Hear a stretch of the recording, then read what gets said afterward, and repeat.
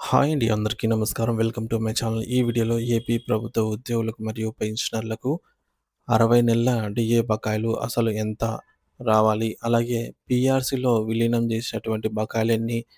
PRC తర్వాత వచ్చే బకాయిల లిస్ట్ గురించిన పూర్తి తాజా సమాచారాన్ని వీడియోలో తెలుసుకుందాము. వీడియో అయితే ఎక్కడ గాని స్కిప్ చేయకుండా ఎండ్ వరకు చూసేయండి. అప్పుడే ఇన్ఫర్మేషన్ పూర్తిగా అర్థమవుతుంది. అలాగే వీడియో చూస్తున్న ప్రతి ఒక్కరు వీడియోకి లైక్ చేయండి ఫ్రెండ్స్. ఈ వీడియోని తోటి ఉద్యోగ పెన్షన్ మిత్రులతో అయితే షేర్ చేయండి. కొత్తగా మన ఛానల్‌ని చూస్తున్నవారు ఇంకా ఎవరైనా సబ్స్క్రైబ్ చేసుకోకుంటే వెంటనే మన ఛానల్‌ని సబ్స్క్రైబ్ చేసుకోండి. సో, దీని ద్వారా నేను చేసే లేటెస్ట్ వీడియోస్ అన్నీ మీ వరకు రీచ్ అవుతాయి. ఇక ఆలస్యం చేయకుండా వివరాల్లోకైతే వెళ్ళిపోదాము. ఫ్రెండ్స్ ఇక విషయానికొచ్చినట్లయితే రాష్ట్ర ప్రభుత్వ ఉద్యోగుల డీఏ బకాయిలు. రాష్ట్ర ప్రభుత్వ ఉద్యోగులు, పెన్షనర్లు గత కొంతకాలంగా ఎదురుచూస్తున్న డిఆర్ఎస్ అలవెన్స్, డీఏ బకాయిల చెల్లింపు విషయంలో కొన్ని కీలక పరిణామాలు చోటు చేసుకున్నాయి. ఈ బకాయిల విషయంలో ఉన్న ప్రస్తుత స్థితి, గతంలో జరిగిన సర్దుబాట్లు మరియు భవిష్యత్తులో వచ్చే అవకాశాలను గురించి అయితే తెలుసుకుందాము. ప్రస్తుతం పెండింగ్‌లో ఉన్న డీఏ బకాయిలు మరియు వాటి స్టేటస్ చూసుకున్నట్లయితే జూలై 2018 డీఏ బకాయిలు 30 నెలల కాలానికి గల రావాల్సి ఉంది. మరి ఈ కాలానికి సంబంధించిన ఈ డీఏ బకాయిలు 3 విడతలుగా 3 సమాన వాయిదాల్లో చెల్లింపులు చేయాల్సి ఉంది. ఈ మేరకు సీఎఫ్ఎంఎస్‌లో పెట్టబడ్డాయి కానీ అమౌంట్ క్రెడిట్ కాలేదు. రెండవది జనవరి 2019 డీఏ బకాయిలు 30 నెలలకు సంబంధించి. సో, ఈ 30 నెలల కాలానికి సంబంధించిన డీఏ బకాయిలు కూడా 3 సమాన వాయిదాల్లో 3 విడతలుగా బిల్లులు సీఎఫ్ఎంఎస్‌లో పెట్టబడ్డాయి కానీ జమ కాలేదు. ఈ 2 డీఏలకు సంబంధించిన మొత్తం 6 విడతల బిల్లులు ప్రస్తుతం సీఎఫ్ఎంఎస్‌లో పెండింగ్‌లో ఉన్నాయి. అయితే తాజాగా అందిన సమాచారం ప్రకారం సచివాలయ ఉద్యోగులకు మాత్రమే ఈ బకాయిలు వారి ఖాతాల్లో క్రెడిట్ అయ్యాయి. ఇది మిగిలిన ఉద్యోగులకు కూడా త్వరలోనే ఈ బకాయిలు అందుతాయనే ఆశను కల్పిస్తోంది. గతంలో జరిగిన డీఏ సర్దుబాట్లు మరియు వాటి వివరాలు. వివిధ ప్రభుత్వ ఉత్తర్వులు మరియు కోవిడ్-19 మహమ్మారి కారణంగా గతంలో అనేక డీఏ బకాయిలు వివిధ రకాలుగా సర్దుబాటు చేయబడ్డాయి. ముఖ్యంగా జూలై 2019 డీఏ బకాయిలు 30 నెలలు. ఈ మొత్తాన్ని పీఆర్సీ బకాయిల్లో కలిపి చెల్లించారు. జనవరి 2020 డీఏ బకాయిలు 18 నెలలు.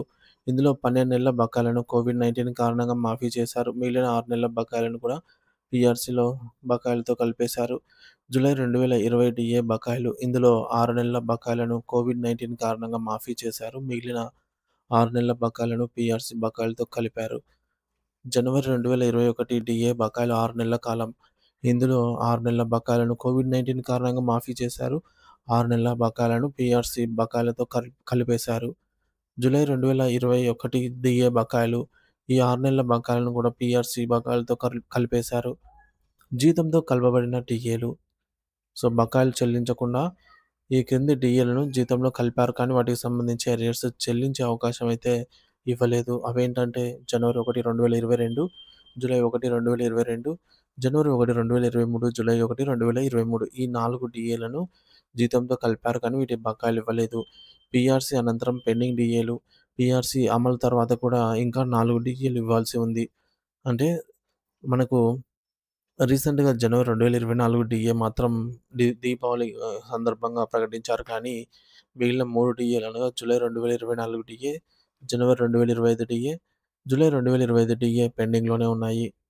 మరి ఈ డీఏ బకాయిలను కూడా పీఆర్సీలో కలిపారు. కానీ పీఆర్సీ బకాయిలు ఎప్పుడు ఇస్తారనేది దానిపైన స్పష్టత లేదు. తాజా పరిణామాలు మరియు భవిష్యత్ అవకాశాలు. మొత్తం మీద ప్రస్తుతం 60 నెలల డీఏ బకాయిలకు సంబంధించి మొదటి ఇన్‌స్టాల్‌మెంట్ సచివాలయ ఉద్యోగులకు విడుదలయ్యింది. ఇది మిగిలిన ఉద్యోగులందరికీ కూడా త్వరలోనే వారి బకాయిలు అందుతాయనే ఆశలు రేకెత్తిస్తోంది. అలాగే కొత్తగా రావాల్సిన 4 డీఏలు కూడా విడుదలయ్యే అవకాశాలున్నట్టు సమాచారము. ఇకపోతే రాష్ట్ర ప్రభుత్వం ఉద్యోగులకు ఒక ముఖ్యమైన నిర్ణయం తీసుకునే దిశగా అడుగులు వేస్తున్నట్టు తెలుస్తోంది. ఎన్నికల మేనిఫెస్టోలో ఉద్యోగులకు ఇచ్చిన హామీలను నెరవేర్చడంపై ప్రభుత్వం ప్రత్యేకంగా దృష్టి సారించినట్లు సమాచారం. ఇది ఉద్యోగులకు ఒక మంచి శుభవార్తగా పరిణమి ఆహ్, భావించవచ్చు.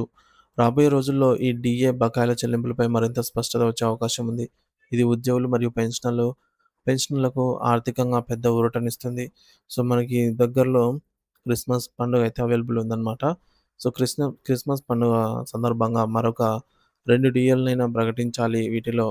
అలాగే పెండింగ్ బకాయిలలో కూడా కొంత అమౌంట్‌ను చెల్లించాలి విడతల వారీగా అయినా సరే అని జెప్పేసి ఉద్యోగ పెన్షనర్స్ ఆశిస్తున్నారు.